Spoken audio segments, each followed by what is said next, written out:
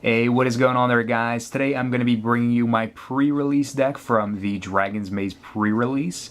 So a lot of you guys have been asking to see this, and it's taken me a little while to actually get around to find time to do this just because of how busy I've been. I haven't had the time to record this and make a lot of videos and content, and I apologize for that, but I really have been busy.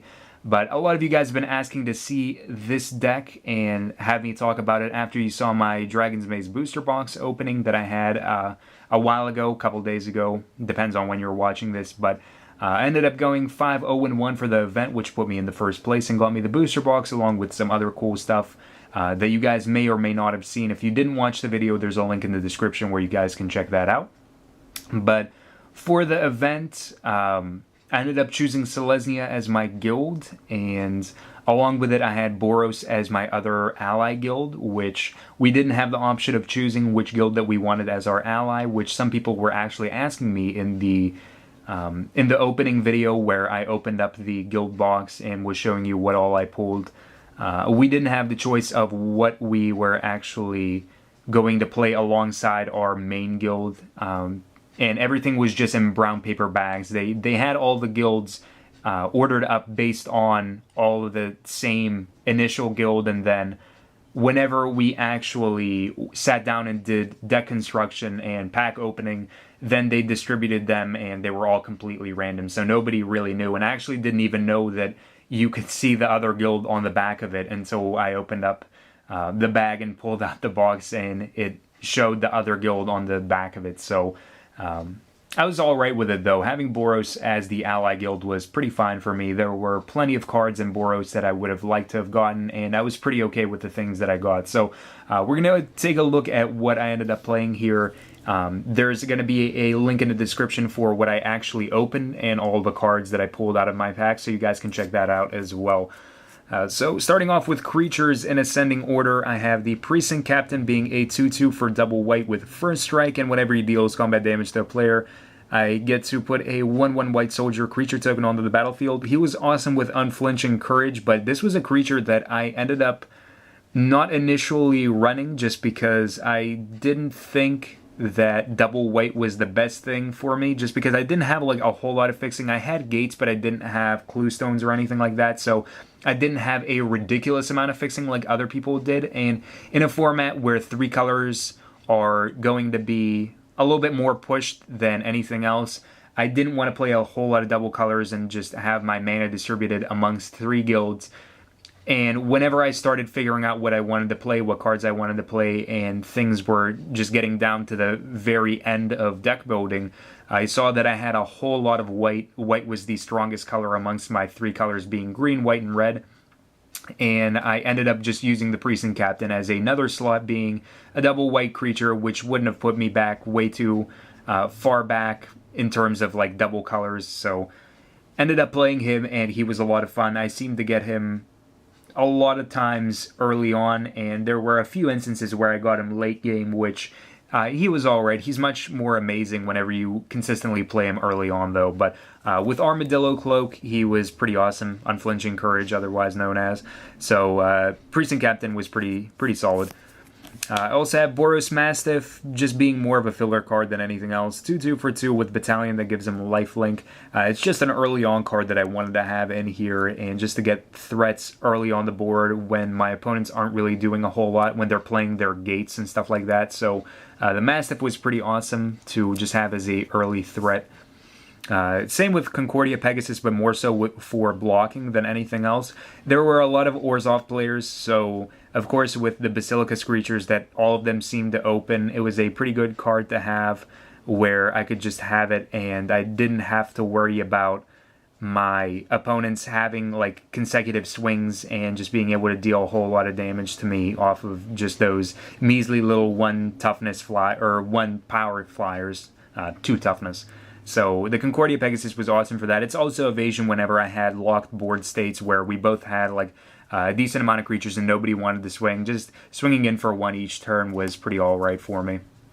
Then I have Wojak Halberdiers, 3/2 for 1 red and 1 white with Battalion that gives it first strike. It was more so a bait card for either trying to bait my opponent into blocking it off of an attack, and then we could just trade creatures based on if there was something on the board that I didn't want my opponent to have, or if my opponent was swinging in with something and I wanted to get rid of it, I could pretty effectively just block with the Halberdiers and get rid of it. So it was awesome for that, just being a turn to 3 power creature to have for that, and it was also pretty nice to have a creature that could swing in for that much whenever the board was pretty clear. So one of the Halberdiers, all of my cards were pretty much singletons other than the lands. Then I have Truefire Paladin, probably one of my favorite uncommons that I pulled. 2/2 for 2 vigilance and 2 abilities, both for 1 red and 1 white. The first one pumping him by +2/+0 until the end of the turn. Second one pumping him up with first strike. So the first strike is really awesome for when your opponent is trying to declare blockers. Leaving the mana open is really nice. Just because your opponent doesn't know what exactly you're going to do. If they want to block with something, they can go ahead and block. But if you have like a lot of mana open and they don't block, then you can successfully just get in a whole lot of damage. And in a lot of situations, the Truefire Paladin was just so supreme. Being able to throw Unflinching Courage onto him is it's another card that is just, it seems to be really obese once you just have Unflinching Courage on it and you're able to throw like first strike or just throw a whole ton of buffs and just gain back a whole lot of life off of it. So the Paladin was really solid. Then I have the Crawl Warrior, which was more so filler than anything else, just like the Mastiff. 2/2 for 2, and for 6 it can gain +3/+3. So being in a format that's pretty slow, it's considerably slow as compared to Return to Ravnica or Gatecrash, where they had Rakdos and Return to Ravnica and Boros and Gatecrash. Those were 2 guilds that were just absurdly fast, and people could win games just outright in the first couple of turns. And this format's like a lot slower. Dragon's Maze is really slow, and it has a lot of creatures that are much more oriented with their toughness than they are with power. So having a lot of like slower cards and late game things was the more optimal way of playing, and Crawl Warrior was pretty good for that. Essentially having a 5/5 for the 2 mana, and then successfully keeping mana open for either the ability or just having a bluff and having removal open was pretty good for that. Then we have Selesnya Sentry, 3/2 for 3 with Regenerate for 6. Another late game card that allows you to block bigger threats and successfully not allow them to go through. We have the Blade of the Legion. Blade of the Legion, he's just so amazing. He's one of the best cards out of Dragon's Maze in terms of limited, just because he has Indestructible. The Indestructible makes him so supreme. 2/2 for 4 and Indestructible, and off of Battalion he can be a 7/7, makes him just absolutely perfect. With that, I was able to, in one game, throw on Unflinching Courage onto him, which was awesome. The rest of the games, he just either sat there as a blocker, or when I got Battalion off, he would just Alpha Strike in for the win. But there were a few instances where people found removal for him, the -4, -2 removal, just because I don't know the names yet because I haven't drafted this set. Once I start drafting it more, I'll know the names for the commons and the uncommons. But either way, they found removal for him, which wasn't all that terrible. But having an indestructible creature in the format like him is just really awesome. And then we have Towering Indrik, 2/4 for 4 with Reach, one of my favorite cards to draft out of Return to Ravnica. Such a fun card. Sunspire Gatekeepers, 2/4, another 2/4 creature, another Pillar Field Ox. And whenever it enters the battlefield, you can get a 2/2 with Vigilance if you control 2 or more gates, which isn't bad.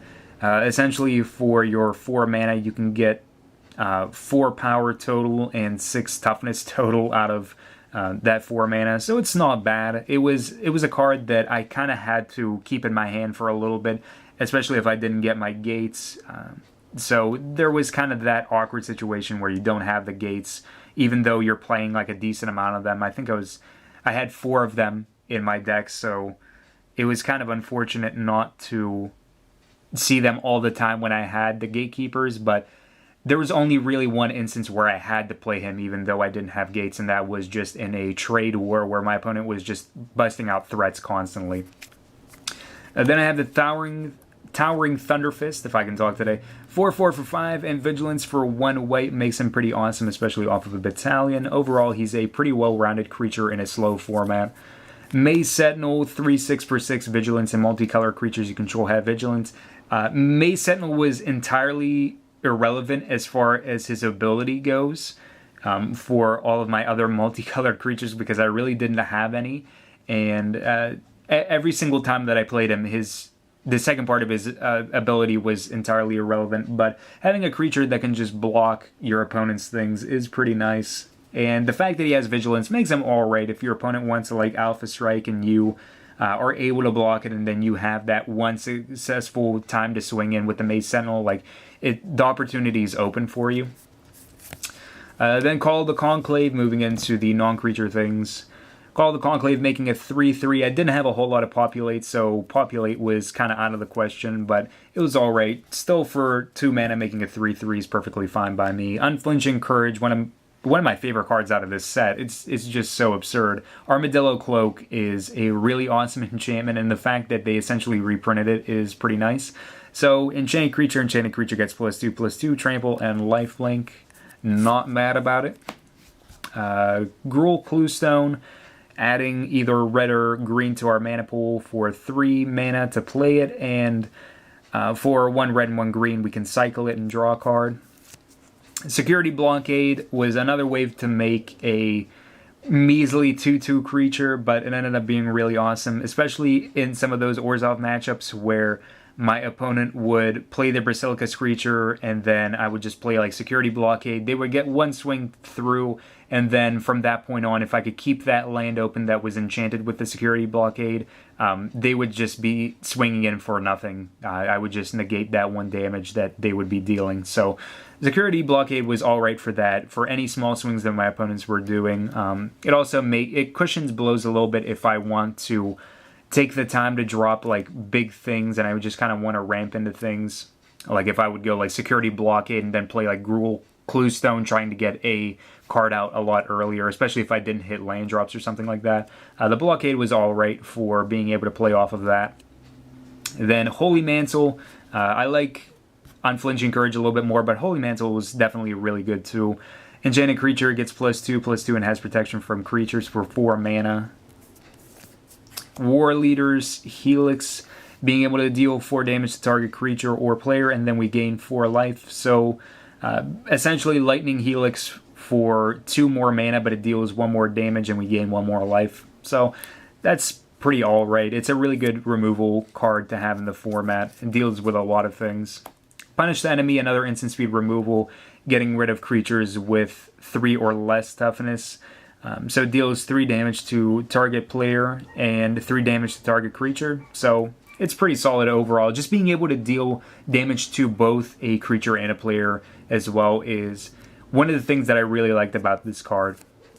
Then we have Night Watch, being able to give us 2 2/2s with Vigilance for 5 mana. Basically playing off of the Battalion that I had. Basically with the Blade of the Legion. That was the biggest thing, was just playing off of him. He was one of the cards that I didn't see as often, but when I did see him, he was just absurd. Then Angelic Edict, so even more removal. I had a decent bit of removal, and Angelic Edict is perfectly fine for me. Being able to exile a creature or an enchantment. There was one game where I played up against one of my opponent's Assemble Legion cards, and I was able to Angelic Edict it before they actually ended up putting any muster counters on it, so I was pretty happy about that. And alongside it, I had my own Assemble a Legion, so one of my favorite cards out of Gatecrash to draft, and this is one of the cards that I just don't see that often in Gatecrash. It's always a pleasure to draft it just because it's just such a bomb. You play it on turn 5, and each turn you successfully get more and more tokens, so love to Assemble the Legion. Barely got to play it, but when I did, it was just a blowout. And in most of those cases, it was just kind of a win more than anything else. Then we have Cursor's Accord, letting us put a 3/3 onto the battlefield and populate. So almost every time that I played it, it was just put a 3/3 onto the battlefield, put another 3/3 onto the battlefield. And then we're getting into the land base. So land base was pretty straightforward. There's not much to it. It's 3 Selesnya Guild Gates, 1 Boros Guild Gate, and then I have my basics. So we have 1, 2, 3, 4, 5, 6, 7, and 8 plains. I have 3 mountains, and I have 2 forests. And these were the planes that they gave out for the pre-release, but alongside my winnings, I ended up getting a pack of them, which I think there were 20 of them in there. So I got more of these. So whenever I went back in to add in the lands, and I actually unsleeved this deck, and then people were asking that they wanted to see it, so I put it right back together and just put in some other lands.